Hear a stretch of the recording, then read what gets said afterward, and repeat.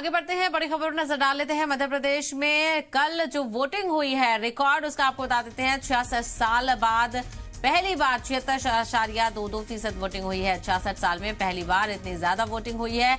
सिवनी जिले में सबसे ज्यादा 85.68% वोटिंग हुई है। सबसे कम वोटिंग अलीराजपुर में 60% के करीब हुई है। तो ये तारीख यहाँ पर वोटर्स ने रकम की है। अपने हक रायदही का बखूबी इस्तेमाल यहाँ पर वोटर्स ने किया है। इस बार बेदार वोटर यहाँ पर नजर आया और लगातार सभी लीडरान की तरफ से अपील की गई थी कि अपने हक रायदही का इस्तेमाल करें, जमहूरियत के जश्न में अपनी हिस्सेदारी दर्ज कराए। तो उसी तरह का वोटर मध्य प्रदेश में देखने को मिला है। यह खुशाइंद बात है और 66 साल बाद ये इतनी ज्यादा तादाद में वोटिंग हुई है। ये अपने आप में मध्य प्रदेश ने तारीख रकम कर दी है। तो 66 साल में पहली बार 76.22% वोटिंग हुई है। तो 66 साल में पहली बार इतनी ज्यादा वोटिंग दर्ज की गई है। सिवनी जिले में सबसे ज्यादा 85.68% ये वोटिंग दर्ज की गई है। मजीद जानकारी हासिल करते हैं, हमारे नुमाइंदे दिव्यांश इस वक्त हमारे साथ जुड़ गए हैं। दिव्यांश, मध्य प्रदेश ने तारीख रकम कर दी है, ये अपने आप में बहुत काबिले तारीफ कदम रहा है।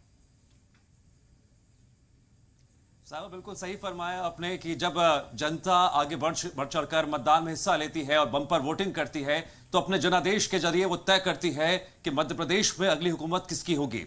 मैं इस सवाल के जवाब में उससे पहले चर्चा करना चाहूंगा कि हाल के दिनों में जिस तरह से मध्य प्रदेश में प्रशासन ने जागरूकता अभियान चलाया था और यह नारा भी दिया था कि अगर आप अपने क्षेत्र के हैं भाग्य विधाता तो बनिए पहले जागरूक मतदाता। ऐसे नारों के साथ कई सड़कें पटी हुई थी, बैनर्स देखने को मिल रहे थे और यकीनन कहीं ना कहीं उन जागरूकता अभियान का असर भी देखने को मिला।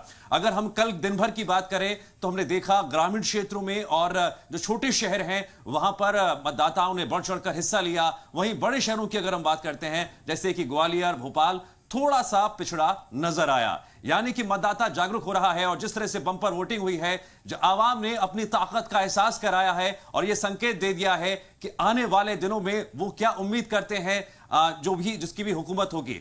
अब जरा हम बात कर लेते हैं सियासी समीकरणों की। कल जनता ने जिस तरह से बम्पर वोटिंग की है उसके मायने ये हैं कि पिछले 5 सालों में आवाम ने दोनों बड़े जो दल हैं बीजेपी और कांग्रेस, उसकी सरकार को देखा।